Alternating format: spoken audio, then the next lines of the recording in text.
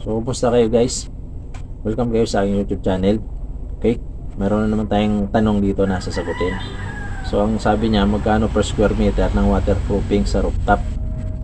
O, kasama na dito yung paglilinis at pagre-repair ng mga cracking sa slab. Ganun din sa kanal. Okay? So, share ko sa inyo kung magkano yung singilan o pakyaw sa ganitong klaseng trabaho. Okay?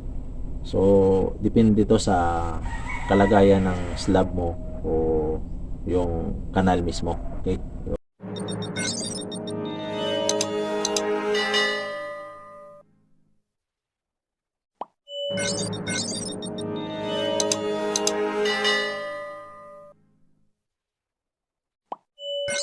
Depende dito sa kung anong sitwasyon niya, kung luma na masyado, maraming lumot, may existing ba siya na dating waterproofing na kailangan maklasin mo na yon. So, depende doon yung paniningil natin. Kaya kung ikaw yung mamamakyaw, ikaw yung maniningil, huwag ka muna magbigay ng presyo hanggat hindi mo nakikita yung trabaho o gagawin mo. Baka magbigay ka ng presyo at hirap pala gagawin nun. Yung access niya, tapos lumang-luma na may mga crack na malalaki na kailangan i-repair. Okay? So, bigyan kita ng idea kung magkano singilan yan ng per square meter. Okay? Sa experience natin, share natin kung magkano singilan yan. Ang singilan dyan, sa akin lang sa akin, pero pwede mong ganito rin yung singilan mo. Okay?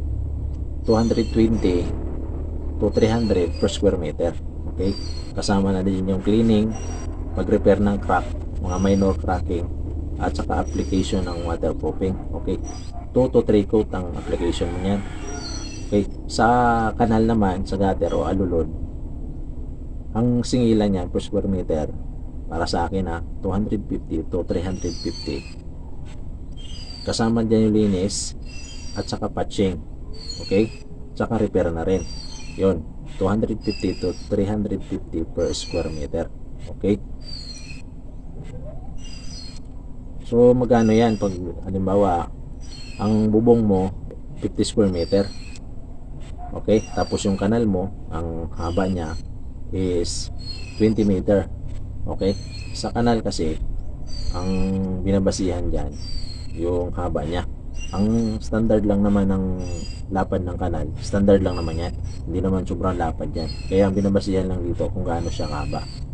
Okay, so halimbawa i-average lang natin sa akin para sa akin pero sabi ko pwede mo tong ganito rin yung paniningil mo. So 50 square meter ang slab mo na iwa-waterproofing. So madali lang, 50 times 200 equals 10,000. Ang 50 square meter, ang isisingil mo 10,000. Mamaya sabihin natin kung ilang araw matatapos yung ganitong klaseng kalaki na trabaho. Okay? Ganitong kalaking area. Okay. So sa kanal naman, ang rate na binigay natin dito kanina is 250 to 350. So, i-average na rin natin sa pinakamababa lang. Yung kanal mo na 20 meter, i-times mo sa 250 is 5,000. So, ang suma total niyan, ang labor na isisingil mo sa 50 square meter, kasama na yung kanal, is 15,000. Okay? So, ang range ng total ng labor nito, kung halimbawa maganda naman yung kalagayan, pwede mo siyang babaan. So sa ganyang area pwede na dyan yung 10k to 12k. Sa standard, ang binanggit natin kanina is standard yon, 13k to 18k. So kung mahirap, ang marami kang i-repair, luma na yung slab, mahirap gawin yun, mahirap linisin, mahirap i-repair yun, matinding kiskisan ang gagawin mo doon. So kikiskisin mo yon, lalo na kung may luma na yung waterproofing.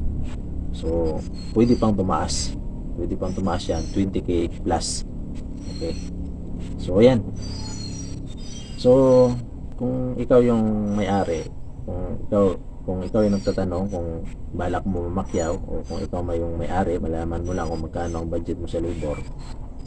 So bibigyan na rin kita ng tips o mga idea Kung halimbawa, mga ilang araw gagawin yan. Okay? Siyempre, kung ikaw yung may-ari, magpapatrabaho, aware ka kung ilang araw gagawin yan. So, para sa akin, yung ganyang area, 50 square meter, mga 3 days mo lang yan. Mga 3 days lang gagawin yan. Sa unang araw mo, ang unang gagawin nyo dyan, siyempre, lilinisin nyo yan. Alisin yung dumi, bara sa kanal, i-repair yung mga cracking. So, paano natin i-repair yung mga cracking? So, kung ikaw may-ari nito, kailangan aware ka nito. Siyempre, yung mga crack na yon, baka pag wala kang idea, satisfy ka na sa ginagawa nila. Kaya, dapat alam mo rin kung anong proseso yung pag-repair ng mga cracking. Sa linis, walang problema yon, madali lang maglinis nun. Siyempre, kikis-kisin mo lang yung pintura, wawalisin, tapos tanggalin yung ibabacuum mo, tanggalin yung mga alikabok, babacuum mo, tapos pwedeng hugasan, pwede rin punasan lang pagkatapos ng vacuum para malinis talaga siya. Pero yung cracking, may tamang proseso dyan, cracking. Okay? Sa mga cracking, ang karaniwang ginagawa niyan, siyempre, pag nakita nila may crack, babrasin nila yan hanggang malaman nila kung saan hanggang yung crack, kung saan umabot yung crack hanggang doon. Tapos ang gagawin niya sa crack, hindi lang yan batsa-patsingan o tapalan uli. Kailangan pa niya na lalakayan mo yung uka ng crack. Ang iba dyan, ginagrinder yan yung crack niya para bumuka siya. Tapos magiging B-shape siya. Ginagawang B-shape dyan. Yan. Ang laki niyan, gagawin mo lang ng mga 5mm to 10mm. Okay. Mga 5mm. Maliit lang yung 5mm na yun. Kasi laki lang ng grinder, tapos i-B-shape mo siya. Yun.